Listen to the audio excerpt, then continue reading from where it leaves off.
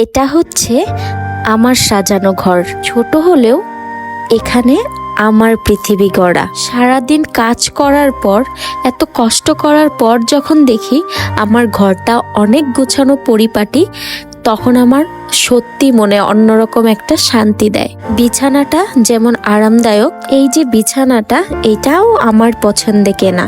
সকালে ঘুম থেকে উঠেই সবার আগে আমার কাজ থাকে এই বিছানাটাকে পরিপাটি করার। জানালার পাশে যে পর্দাটা দেখছেন, মিষ্টি রং আর হালকা হাওয়ায় যেন এক মায়া সৃষ্টি করে, যেটা বোঝানো যায় না, শুধুই অনুভব করা যায়। জানালার পাশে ছোট্ট টেবিল যেটা রাখা, সেটা হচ্ছে আমার অনেক বেশি পছন্দের।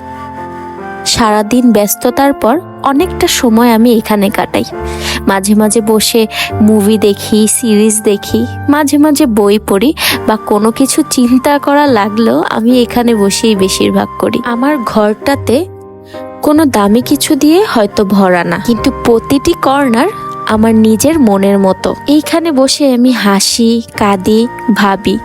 এটাই আমার শান্তির জায়গা, এটাই আমার সাজানো ঘর, যেখানে আমি নিজে